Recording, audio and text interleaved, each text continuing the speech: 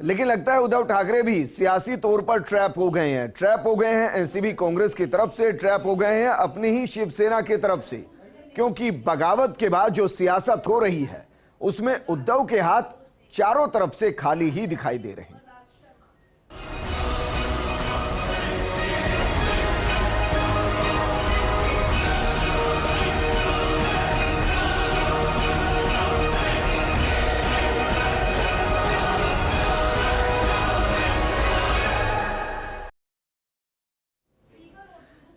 दरअसल एकनाथ शिंदे का गुट लगातार मजबूत होता जा रहा है। दूसरी तरफ विधायक एक एक करके उद्धव ठाकरे से अलग होते दिख रहे हैं। बावजूद इसके शिवसेना मजबूत होने का दावा कर रही है। अब तक शिवसेना की तरफ से 16 बागी विधायकों को अयोग्य घोषित करने की मांग उठाते हुए डिप्टी स्पीकर को पत्र भेजा गया।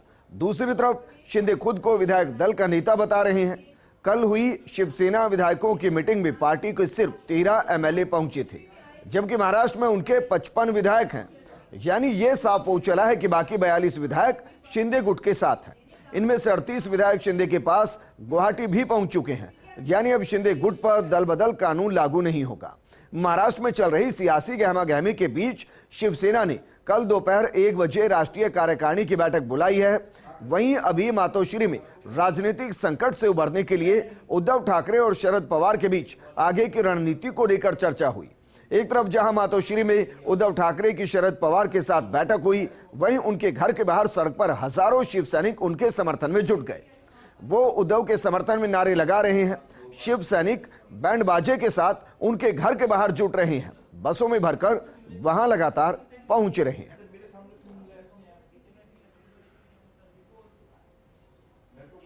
तो तस्वीर आपको दिखा रहे हैं। तस्वीर है रेडिसन ब्लू गुवाहाटी की, जहां उस बहुमत को दर्शाया जा रहा है जिसके जरिए महाराष्ट्र में सरकार अल्पमत में जाएगी और कहीं की जा चुकी है। और ये दूसरी तरफ उद्धव ठाकरे जो अभी तक ये समझ ही नहीं पा रहे कि सरकार उनके हाथों से लगभग जा चुकी है। 2014 में भी ऐसा ही हुआ था, लेकिन चीजें बाहर तक खुलकर आ नहीं पाई थी। जब बहुमत से दूर रही बीजेपी, शिवसेना ने बीजेपी से इतर होकर चुनाव लड़ा था। शिवसेना उस वक्त भी अपना मुख्यमंत्री चाहती थी, 2.5 साल के फॉर्मूले पर काम करना चाहती थी, लेकिन बीजेपी उसके लिए तब भी नहीं मानी थी। उस दौर में एनसीपी ने यानी कि शरद पवार ने यह कह दिया था कि वो स्थायी सरकार के लिए बीजेपी का साथ देंगे, बाहर से समर्थन देंगे, क्योंकि मोदी सरकार केंद्र में थी। उन्होंने कहा कि अगर यहां बीजेपी की सरकार होगी, इससे महाराष्ट्र का फायदा होगा। और उस वक्त भी शिंदे बिल्कुल ये नहीं चाहते थे कि इस फॉर्मूले पर काम हो, और वो चाहते थे कि बीजेपी के साथ मिलकर सरकार बनाई जाए। दबाव में उस वक्त उद्धव ठाकरे ने सरकार बनाई थी। और वर्तमान सियासत को लेकर हमारे साथ जुड़ गए हैं एसोसिएट एडिटर रेनी अब्राहिम जी। रेनी अब्राहिम जी, ऐसा लग रहा है कि 2014 में उद्धव ने जो किया था, शिंदे फिर से चाहते थे कि वही कर लिया जाए।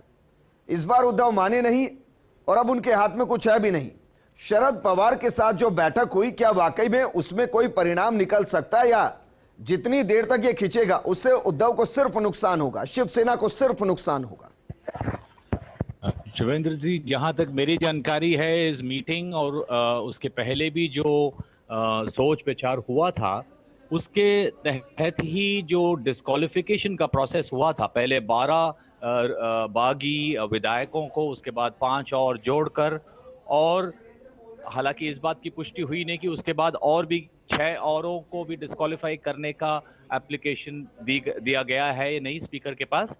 लेकिन उनकी रणनीति यही स्पष्ट है, और मुख्यमंत्री जी को भी शरद पवार जी ने बात को समझाया है कि अब इस बात पर लड़ना होगा।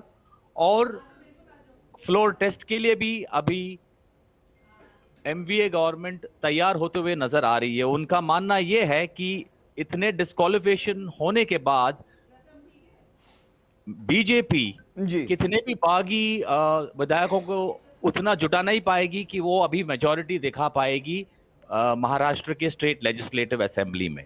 तो उनकी रणनीति यही है बड़े स्पष्ट तरीके से कि अब हमने उनकी जो बागियों के साथ मिलकर मेजॉरिटी जो दिखाने की उनकी कोशिश है, उसको हम ऑलरेडी नाकाम कर दिए। और दूसरी बात जो इनकी बातचीत में तय हुई है कि वो ये है कि हम अभी कानून के भी दरवाजे को खटखटाने से नहीं रुकेंगे, लेकिन किसी भी तरीके से हम हमारे सत्ता को छोड़कर त्याग नहीं देंगे। लेकिन रेनी अब्राहिम जी, क्या आप ये कह रहे हैं सर कि जो महाविकास आघाड़ी है वो खुद कहेगी राज्यपाल को कि हम तैयार हैं फ्लोर टेस्ट के लिए?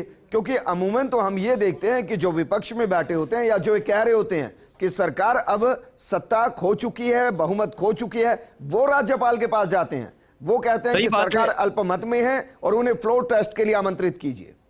बिल्कुल सही बात, और हुआ भी यही है। आज जो विधान परिषद के लीडर हैं ऑपोजिशन के प्रवीण दरेकर जी, उन्होंने आज सवेरे ही राज्यपाल जी को लिखा है कि पिछले 48 घंटों में 160 से ज्यादा गवर्नमेंट रेजोल्यूशंस पास किए गए हैं महाराष्ट्र में, और इन सब पर एक रोक लाया जाए, क्योंकि ये सरकार के पास मेजॉरिटी नहीं है।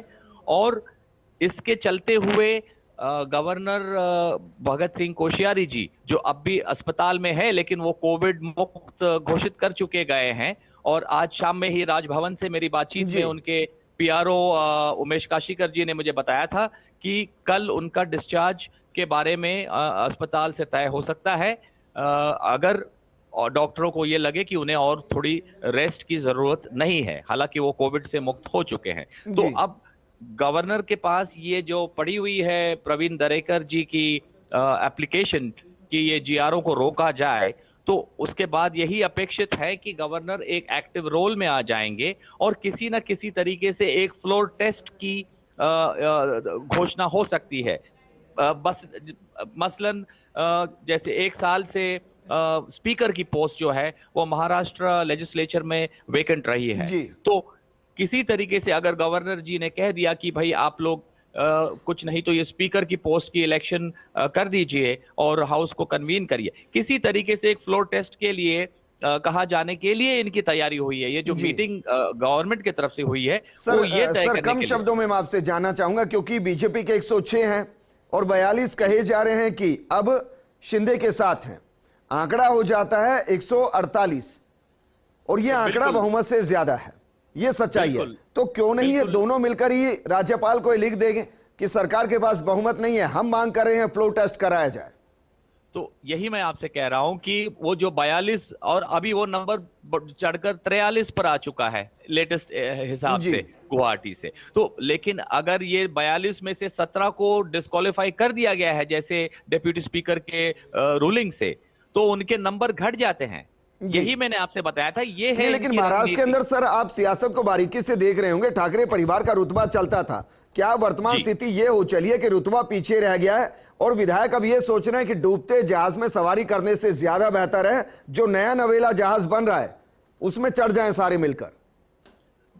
ये बिल्कुल सच सोच है, आपने जैसे कहा। इनफैक्ट आगे जाकर मैं ये भी कहूंगा कि मुंबई में भी काफी विधायक ऐसे हैं जो जुड़ना चाहते हैं, लेकिन मुंबई के होने के कारण से वो घबराए हुए हैं कि जैसे सदा सरवनकर और एक और कुर्ला के विधायक जो छोड़कर चले गए गुवाहाटी, उनके ऑफिसों पर और उन पर हमले हुए हैं, उनके तोड़फोड़ की बात सामने आई है मीडिया के, जो सैनिकों ने जाके तोड़फोड़ करी है। तो मुंबई के जो बचे हुए विधायक हैं, जो अब सेना कह रही है हमारे पास 16 हमारे पास अभी भी हैं, वो लोग चाहकर भी रुके हुए हैं जाकर बागी विधायकों से मिलने के लिए। मैं ये नहीं कह रहा कि सारे के सारे, लेकिन मुंबई के विधायकों की ये एक परेशानी नजर में आ रही है। हमारे साथ जुड़ने के लिए और पॉलिटिकल एनालिसिस करने के लिए कि वर्तमान स्थिति के हालात क्या है। 38 तो दिखाई दे रहे हैं, लेकिन ये कहा जा रहा है कि 43 के आसपास अब विधायक शिंदे गुट के साथ बने हुए हैं।